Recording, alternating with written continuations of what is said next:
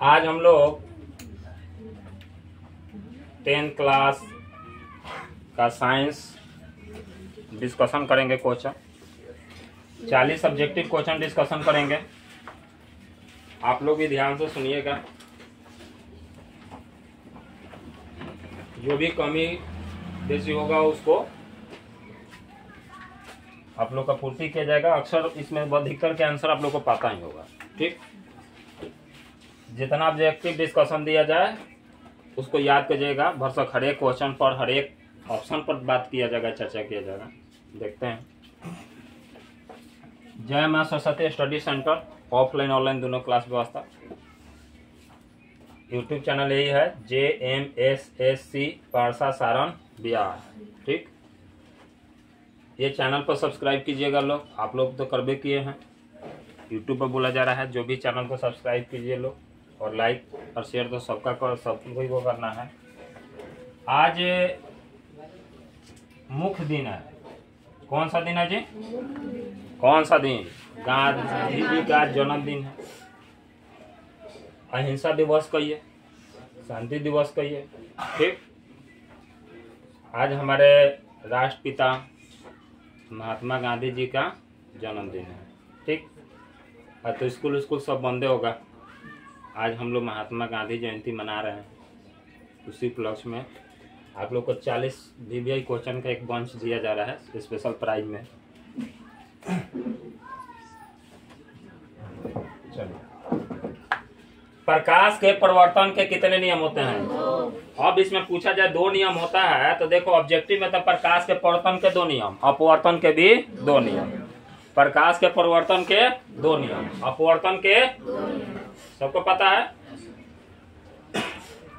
लेकिन दोनों नियम क्या होता है?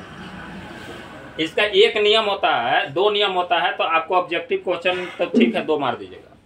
लेकिन कभी दिमाग में सोचे हैं कि सब्जेक्टिव में पूछता है कि प्रकाश के अपवर्तन के कितने नियम होते हैं, या प्रकाश के अपवर्तन से क्या समझते हैं, तो नियम तो देना होगा। तो पहला नियम क्या होता है? साइन I बराबर साइन R, आपतन कोण बराबर परिवर्तन होता है। दूसरा क्या होता है कि आपतित, परिवर्तित और अभिलंब तीनों एक ही समतल पर होता है। ये 2 को लिख दीजिएगा, 2 नंबर मिल जाएगा फिजिक्स में। ठीक, 10वां का भौतिक एग्जाम जब भी दीजिएगा तो ये 2 नियम याद रखिएगा। पहला, इस आते हुए किरण को आपतित किरण, तो आपतित कोण और परिवर्तन कोण दोनों क्या होता है? बराबर होता है। क्या होता है? दूसरा चीज, आपतित किरण, परिवर्तित किरण, अभिलंब, ये सब किस पर है? एक ही समतल पर है। किस पर है? एक ही समतल पर है। किसी को दिक्कत नहीं ना? तो इसका आंसर क्या होगा?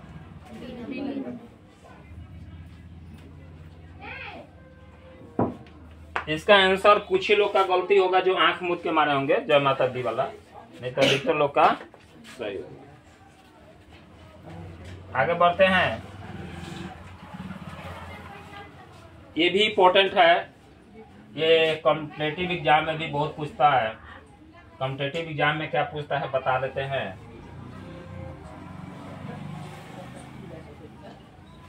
मान लीजिए हमारे पास एक माध्यम है। ठीक, नीचे जल है और ऊपर क्या है? वायु है या हवा समझिए। ये अभिलंब है। तो इसको कहेंगे संघनन, इसको कहेंगे विरल। ठीक, ये विरल माध्यम है और ये संघनन माध्यम है। संघनन मतलब घनत्व तो ज्यादा है पानी में। हवा में चलने में दिक्कत नहीं होगा, पानी में चलिएगा तो दिक्कत होगा। काहे दिक्कत होता है? क्योंकि घनत्व ज्यादा है, हवा की अपेक्षा घनत्व। तो जब वायु से प्रकाश आके या परिवर्तन होता है तो सीधा निकल जाना चाहिए, तो क्या होता है? अभिलंब के तरफ मुड़ जाता है। तो ये प्रकाश के अपवर्तन के कारण सिक्का, पानी टब में सिक्का रखते हैं अलग दिखाई देता है। नदी में मछली कहीं और रहता है, प्रतिबिंब उसका कहीं और बनता है। ठीक है, तो ये सब जो है, जब से हम माने विरल से संघनन में आएंगे तो अभिलंब के तरफ मुड़ेगा। प्रकाश कहाँ मुड़ेगा? अभिलंब के तरफ। यही बात उल्टा कर दीजिए, जब भी हम संघनन से विरल के तरफ जाएंगे तो अभिलंब से दूर जाएगा। अभिलंब से ये अभिलंब है, क्या है? अभिलंब। ठीक है, तो याद रखेगा हमेशा, जब वायु से जल में आएंगे तो क्या होगा? अभिलंब के तरफ झुकेगा। प्रकाश जाना चाहिए यहाँ, लेकिन जा कहाँ से रहा है? यहाँ से, तो झुक गया।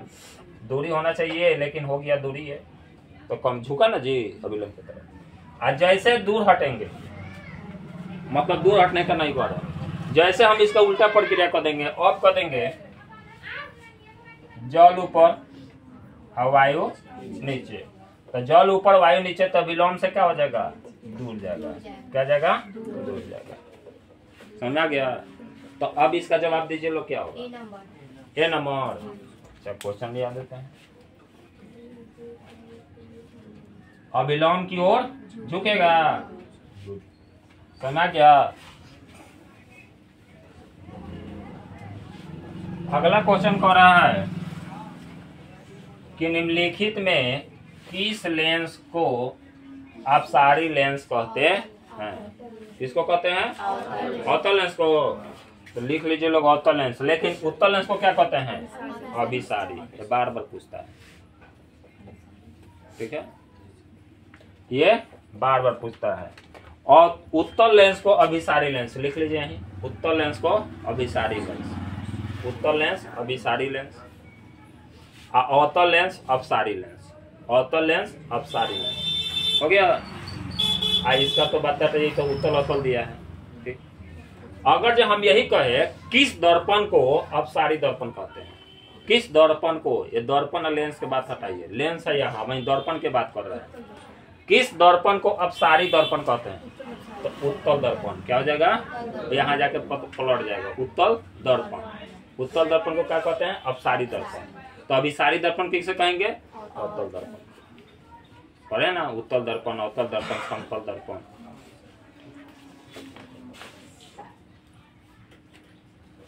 आगे कह रहा है किसी बीम का वास्तविक तथा समान साइज की प्रतिबिंब प्राप्त करने के लिए बीम को उत्तल लेंस के सामने कहाँ रखना चाहिए? तो उत्तल लेंस को देखो, पहला क्या कह रहा है, हमारा क्या चाहिए? वास्तविक और समान चाहिए। वास्तविक और समान, तो किस पर होना चाहिए जो वास्तविक और समान के लिए?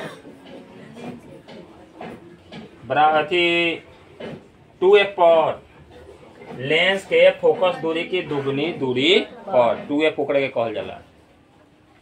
ठीक, इसी पर लेंस के फोकस दूरी की दुगनी दूरी पर अगर जो रखते हैं तो वस्तु बनता है वास्तविक, उल्टा और बराबर। वास्तविक, उल्टा और बराबर। अगर जो लेंस के मुख्य फोकस पर रखते हैं, लेंस के मुख्य फोकस पर रखते हैं तो क्या होता है?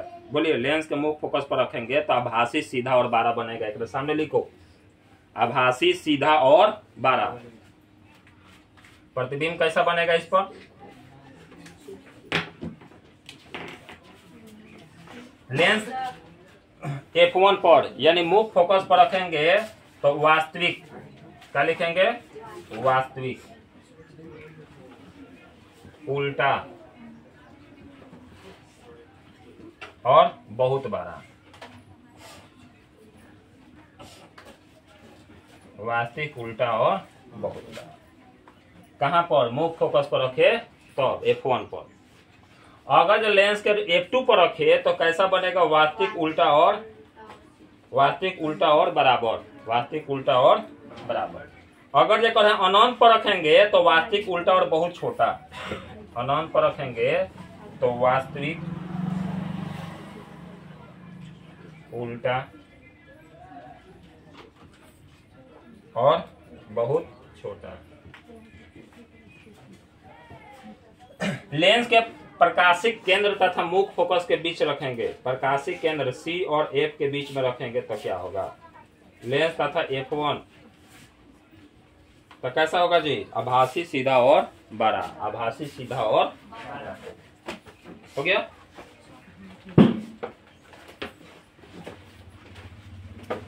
यानी f1 और f2 के बीच में रखेंगे तो क्या होगा पूछ रहा है। ठीक है,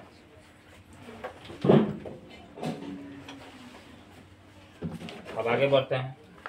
सब लिख लीजिएगा लोग, क्योंकि एक से अगला पूछ देगा तो बस। मानव नेत्र जिस भाग पर किसी वस्तु का प्रतिबिंब बनता है, एंग तो रेटिना कहते हैं।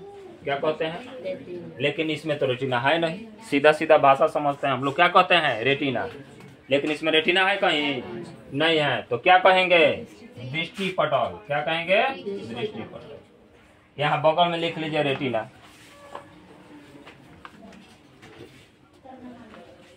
अच्छा, परितारिका को कहते हैं आइरिस। परितारिका को क्या कहा जाता है? आइरिस।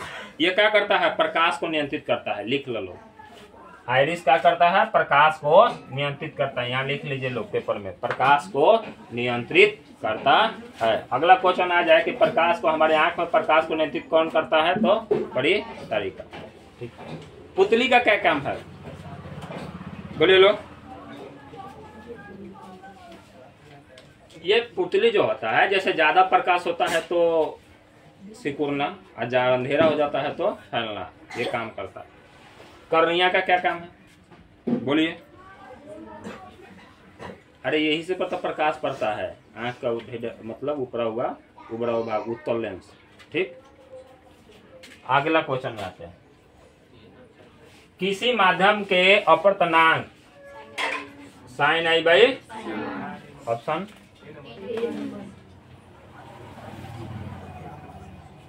किसी लेंस के आवर्धन का मात्रकहीन होता है। आवर्धन मात्रकहीन होता है। तारों का टिमटिमाना प्रकाश के किस घटना पर पड़ता है? बोले लो। प्रकाश के अपवर्तन। लिख लीजिए लो, प्रकाश के अपवर्तन। लेकिन एक बात बताइए लोग, अगर जो नदी में मछली है और दूसरा जगह उसका प्रतिबिंब बन रहा है तो किस घटना के कारण? इसके लिए ऑप्शन क्या मारिएगा? D number. अगर जो कहें कि बाल्टी में रखा हुआ सिक्का, जल भरा हुआ है, सिक्का है, अब पानी उसमें डाल दिया गया, सिक्का अंदर है, तो सिक्का का प्रतिबिंब कहाँ बन रहा है? अलग बन रहा है। किसके कारण? तो प्रकाश का अपवर्तन के कारण। ठीक। अगला सवाल, अगर जब मान लीजिए कि बाल्टी में पानी डाला हुआ है, उसमें हम एक डांटा रखे हैं, तो डांटा का प्रतिबिंब कहीं और बन रहा है, तो वो किसके कारण? प्रकाश के। प्रकाश का परिवर्तन से क्या होता है? तो किसी वस्तु को हम देख पाते हैं। प्रकाश के परिवर्तन की घटना क्या है? किसी वस्तु को देख पाते हैं। प्रकाश का परिवर्तन नहीं हो तो हम किसी वस्तु को देख ही नहीं पाएंगे। जब किसी वस्तु पर प्रकाश टकराता है और तब हमारे आंख पर पड़ता है, तब हमें वस्तु दिखाई देता है। प्रकाश आर पार हो जाए तो मिस्टर इंडिया हो जाएगा, मतलब दिखाई नहीं दीजिएगा। प्रकाश के प्रकीर्णन का घटना बताइए लो। आकाश का नीला, सुबह शाम आकाश का लाल दिखाई देना, और समुद्र का नीला दिखाई देना, किसके कारण?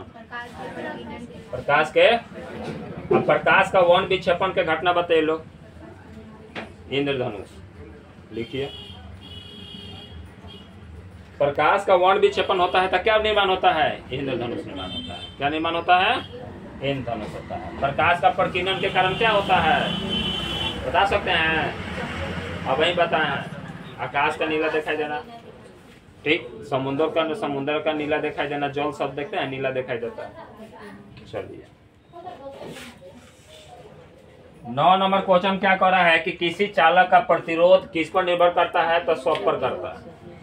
लंबाई बढ़ेगा, प्रतिरोध बढ़ेगा। यानी कहने का मतलब है कि मीटर लगा है, मान लीजिए कि आपका सबसे घर पीछे मिला है, और मीटर लगा है बाहर के घर पर, ठीक। और घर सबसे पीछे, वहां से तारे दौड़ाने में आपका कितना है? 100 मीटर का तार लग जा रहा है, ठीक। तो तब भी आपका बिजली का बिल आते रहेगा। कारण समझते हैं? वहां से मीटर से बिजली आ रहा है, आप यहाँ पंखा हम स्विच ऑफ कर दे रहे हैं, हम खुश हैं कि यहाँ तो हम बंद किए हैं, जल नहीं रहा है, लेकिन वहां से यहाँ तक तार में करंट तो आ रहा है, और करंट में कुछ ना कुछ तो प्रतिरोध उत्पन्न हो रहा है। अब प्रतिरोध उत्पन्न होगा तो कुछ ना कुछ विद्युत ऊर्जा खत्म होगा करेगा, खपत होगा, तो उसका मीटर चलते रहेगा। तो इसका चालाकी क्या है कि मीटर के बस एक हाथ बगल में एमसीबी प्लग लगाइए, कहीं जाइए एमसीबी गिरा दीजिए। अब क्या होगा? एक हाथ तक लेना करंट आएगा तो प्रतिरोध तो उतने भर उत्पन्न होगा, तो विद्युत धारा मतलब क्या लगेगा? कम लगेगा।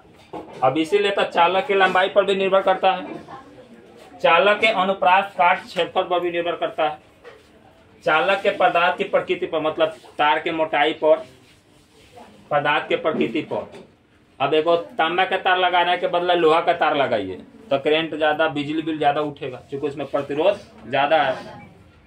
तो इसलिए उपयुक्त सभी, उपयुक्त सभी। अब प्रतिरोध का मात्रा क्या है? ओम्स।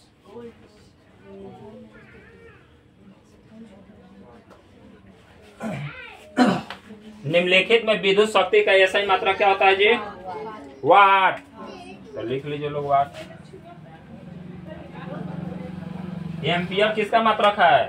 विद्युत धारा का। विद्युत धारा का मात्रक एम्पियर। लिखिए विद्युत ऊर्जा का मात्रक वाट घंटा। विद्युत ऊर्जा का मात्रक वाट घंटा। अब प्रतिरोध का ओम लिखिए यही। एम्पियर विद्युत धारा हो गया, वाट घंटा विद्युत ऊर्जा हो गया, ओम क्या हो गया? प्रतिरोध हो गया। हम मल्टीपल चॉइस क्वेश्चन जब आपसे पूछेंगे तो हम सब ऑब्जेक्टिव से पूछेंगे, सारा ऑब्जेक्टिव से जितना बता रहे हैं उतना से पूछेंगे।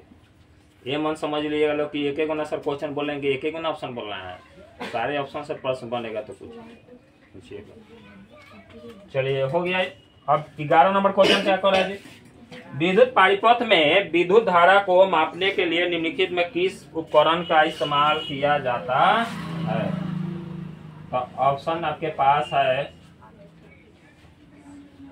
क्या क्या जी? एगो गैलीवेनोमीटर है, वोल्ट मीटर है, एमीटर है और वोल्ट मीटर है, एगो वोल्टा मीटर है ना जी? तो किसका इस्तेमाल करते हैं? मीटर का। तो लिख लीजिए मीटर। वोल्ट मीटर विभवांतर, विद्युत विभवांतर वोल्ट मीटर। अगला क्वेश्चन कर रहा है फ्यूज तार के लिए निम्नलिखित में कौन सा कथन सत्य होगा? सी नंबर, प्रतिरोध अधिक गलनांक कम कि गलनांक ज्यादा होगा? कम होगा, क्योंकि गलना जल्दी चाहिए, गलना जल्दी चाहिए। तो क्या होगा? प्रतिरोध अधिक, दोनों कम। गुड। प्रतिरोध तथा, अन्य तो प्रतिरोध हो जाएगा तो विद्युत मीटर गिरने लगेगा, बिजली भी। प्रतिरोध तथा गलनांक दोनों कम होना चाहिए। लग रहा है कि स्टडी करके आई है, 2 हफ्ता हो गया ना। अगला क्वेश्चन कह रहा है निम्नलिखित पदार्थ में कौन चुंबकीय नहीं है? बताइए। काना से चुंबक नहीं बना सकते हैं, पीतल से।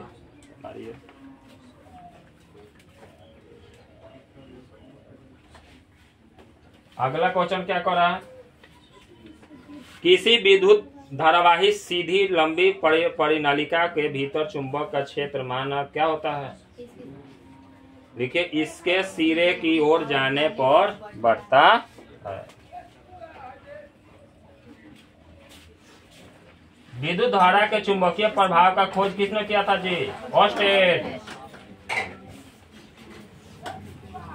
बोर किया था, बोर परमाणु मंडल, बोर का परमाणु मंडल। निम्न में से कॉमन जय मात्रा ऊर्जा स्रोत का उदाहरण नहीं है? नाभिकीय ऊर्जा। क्या नहीं है? नाभिकीय ऊर्जा। नाभिकीय ऊर्जा में कोई जीव से, जीव मतलब कोयला से, गोबर, ये सब का है, कोई ना कोई जीव से निर्भर। एक नाभिकीय ऊर्जा है जो यूरेनियम से प्राप्त किया जाता है। ठीक। अगला कह रहा है कि कौन सब क्रिया है? तो इसमें का उसमें, उसमें का इसमें, ये पर देखें। तो देखिए तो BaS और NaCl, तो प्रतिद्वि प्रतिस्थापन। गुड, मार लीजिए लोग। वियोजन का मतलब टूटना, संयोजन का मतलब जुड़ना। जोड़ के बने तो संयोजन, एक बार यौगिक टूट जाए तो। अम्लीय वर्षा का pH मान 5.6 से कम होता है। NaHCO3 यौगिक का प्रचलित नाम क्या है? बताइए लोग। बेकिंग धोवन सोडा का रासायनिक सूत्र बताइए लोग। Na2CO3 लिख लीजिए। Na2CO3 यहाँ लिखिए, Na2CO3। अच्छा, व्यंजक चूर्ण का CaOCl2, CaOCl2। सोडियम कार्बोनेट का Na2CO3 वही होता है जो धोवन वाला सोडा, उसी का नाम। हो गया। अपच का उपचार करने के लिए किसका प्रयोग किया जाता है जी? एंटासिड का। एंटीबायोटिक क्या है? हमारे शरीर में जो रोगजनक जीवाणु जाते हैं ना, उसको मारता है। ठीक। एनाल्जेसिक क्या है? तो एनाल्जेसिक जो होता है ये भी एक उपचार का दवा है। और एंटीसेप्टिक तो सबको जानते हैं, ये भी घाव को इन्फेक्शन से बचाता है। एंटीसेप्टिक जैसे डिटोल आता है ना, घाव धोते हैं। चींटी के डंक में बताइए लोग कौन सा अम्ल? मेथेनाइक अम्ल। ठीक है। अगला इथेनोइक अम्ल को क्या कहते हैं? एस्टिक अम्ल कहते हैं। क्या कहते हैं? एस्टिक अम्ल। लिखिए लीजिए लोग, ये सिरका में पाया जाता है, पढ़े है ना? इथेनाइक अम्ल सिरका। सिट्रिक अम्ल खट्टे फल में। सिट्रिक अम्ल कहाँ पाया जाता है? खट्टा फल, नींबू, संतरे। हो गया। अच्छा, ऑक्जेलिक अम्ल कहाँ पाया जाता है? टमाटर में। लिख लीजिए टमाटर, सब लिखिए दीजिए। ऑक्जेलिक अम्ल देख के क्वेश्चन, ऑक्जेलिक अम्ल भाई टमाटर बोले, ऑक्जेलिक अम्ल यहाँ दिया है टमाटर, टिक मारा जाएगा। संतरा में कौन सा? सिट्रिक अम्ल। इमली में कौन सा? टॉट्रिक अम्ल, लिख लो टॉट्रिक अम्ल। और सिरका में कौन सा? इथेनोइक अम्ल कहो या एस्टिक अम्ल कहो, लिखो। सब ऑप्शन तो लिख दो, नहीं तो जब कल पूछा जाएगा तो बस एक ही चीज कहना सब कि सर जी हम तो छूट गया, नहीं लिखे। तो रिकॉर्ड है, सुन के लिख लीजिएगा। 11-12 बजे तक अपलोड कर दिया जाएगा यूट्यूब पर। निम्नलिखित में किस यौगिक का रासायनिक सूत्र है? किसका है जी? Plaster of. और किसी का रासायनिक सूत्र नहीं होता है? जिप्सम का भी होता है, ब्लीचिंग पाउडर का। इसमें क्या हुआ है ना कि रासायनिक सूत्र वो नहीं लिखा हुआ है, मिसप्रिंट हो गया बेचारा। ठीक। प्लास्टर ऑफ पेरिस का रासायनिक सूत्र लिखा नहीं है, लिख दिया कि निम्नलिखित में किस यौगिक का रासायनिक सूत्र है। तो रासायनिक सूत्र लगभग सबका होता है। संगमरमर का लिख लीजिए लोग, CaCO3। प्लास्टर ऑफ पेरिस का क्या लिखते हैं? CaSO4 H2O। जिप्सम का क्या होता है? CaSO4 2H2O। ब्लीचिंग पाउडर का क्या होता है? CaOCl2। इसका होता है CaOCl2।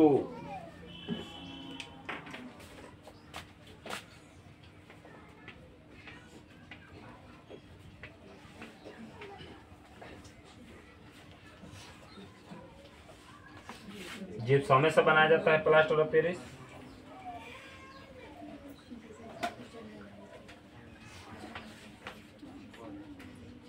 हो गया। संगमरमर का क्या होता है? CaCO3। इसमें बहुत ऐसे स्टूडेंट होंगे जिसको रासायनिक फार्मूला लिखने नहीं आता होगा। अब CaCO2 कहाँ 2 लगाना है?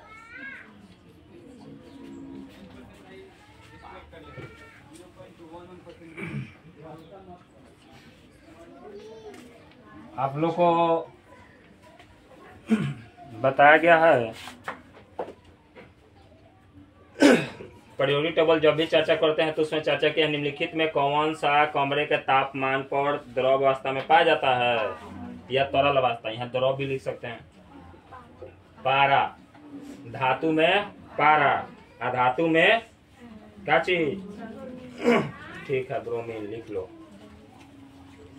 धातु में पारा, अधातु में ब्रोमीन।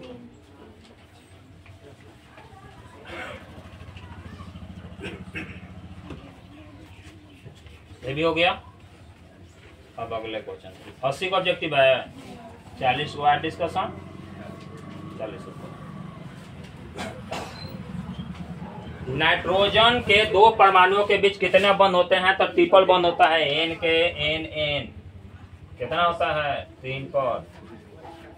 निम्नलिखित में कौन विद्युत, अब इसका आंसर लिख लीजिएगा लोग ना, कौन सा होगा? C number. निम्नलिखित में कौन विद्युत का सुचालक है? ग्रेफाइट, पेंसिल में पाया जाता है। कार्बन के सबसे बाहरी, इसका अपर्तनांक सबसे ज्यादा होता है 2.24, लिख लीजिएगा। सबसे धरती पर के कठोर पदार्थ हीरा। कार्बन के सबसे बाहरी कोष में 4 इलेक्ट्रॉन रहता है। इथेन मेथेन में पढ़ले बानी 4 गो बाउंड्री याद बा। हो गया। एल्कीन का क्या होगा जी? एल्कीन का हो गया। ये एल्केन का है, किसका है? एल्केन, एल्कीन हो गया। क्लियर है? तो कौन नंबर आंसर हमारा है? सब सी। गुड। समान आणविक सूत्र लेकिन विभिन्न संरचनाओं वाले यौगिक निम्नलिखित में से क्या कहलाते हैं? बोलिए लोग। संरचनात्मक समन्वय। मेडलिक के अवर्त नियम के अनुसार तत्वों के गुणधर्म निम्नलिखित किसके अवर्त फलन पर डिपेंड करता है? तो परमाणु द्रव्यमान पर था। मेडलिक था परमाणु द्रव्यमान पर। अब मोसले का है परमाणु संख्या पर। मोसले का यहाँ लिख दीजिए, मोसले परमाणु अवर्त सर नहीं है, यह लिख दीजिए परमाणु अथी। ये तो देवे किया है मेडलिक का अवर्त नियम किस पर है? परमाणु द्रव्यमान पर। ये किस पर है? मोसले का या आधुनिक अवर्त सारणी किस पर है? परमाणु संख्या पर। ठीक। एग्जाम में पूछ दे, यहाँ दे दे कि मोसले के या आधुनिक अवर्त नियम के अनुसार तत्वों का गुण धर्म किस पर डिपेंड करता है? तो परमाणु संख्या पर। ठीक है। आधुनिक अवर्त सारणी के उद्योग स्तंभ निम्नलिखित में से क्या कहलाते हैं? क्या कहलाते हैं? समूह। लिख लीजिए। अम्ल राज्य में सांद्र HCl एवं HNO3 का अनुपात जो होता है 3:1 होता है। अच्छा, हरे पौधे क्या कहलाते हैं जी? सपोषी कहलाते हैं। छोटी आंत में पाए जाने वाला क्या करता है जी? रासांकुर क्या करता है? अवशोषण करता है। बहुत बढ़िया। क्या होता है समझो ना, छोटी आंत में बताएंगे, कंघी जैसा निकला रहता है और उसे क्या करता है? खाद्य पदार्थ में जितना ग्लूकोज वगैरह रहता है उसको ऑब्जर्व करता है, अवशोषण करता है। क्रेब्स चक्र है कि क्रिया बताइए लोग। माइट्रो पादप में अनऑक्सी श्वसन का अंतिम उत्पाद क्या निकलता है? बोलिए। Ethyl alcohol. पौधों में जल का परिवहन किसके द्वारा होता है? जाइलम द्वारा। अब बने हुए भोजन का पेड़ पौधे के प्रत्येक भाग में जो भोजन बनता है, ग्लूकोज तैयार होता है प्रकाश संश्लेषण द्वारा, वो किसके द्वारा जाता है? फ्लोएम द्वारा। किसके द्वारा? खुला परिवहन तंत्र किसमें पाया जाता है? पक्षी में। इनमें से कौन पादप उत्सर्जित पदार्थ नहीं है? कौन सा? स्टार्च। ये सब पेड़ पौधा से प्राप्त होता है। स्टार्च तो हम लोग से क्योंकि रसायन साथ पढ़ा रहे हैं शाम में तो सुने होंगे आप लोग कभी ना कभी। कार्बोहाइड्रेट होता है। इनमें कौन एमिनो अम्ल का विखंडन से बनता है? बोलिए लोग। NH3 मान लीजिए। CO2 हमनी के श्वसन क्रिया द्वारा बाहर निकलता है। मनुष्य श्वसन क्रिया, जीव जंतु श्वसन क्रिया द्वारा क्या छोड़ता है? Carbon dioxide. ठीक। आज हम लोग क्लास को यहीं विराम देते हैं। 40 ऑब्जेक्टिव डिस्कशन हो गया, तो 40 ऑब्जेक्टिव याद करके कल लाइएगा लोग, तो फिर कल इससे आगे डिस्कशन किया जाएगा। ठीक। चैनल को सब्सक्राइब कीजिए लोग, दोस्तों के पास शेयर कीजिए, और वही फॉर्मेलिटी है, लाइक और शेयर कीजिए। ठीक।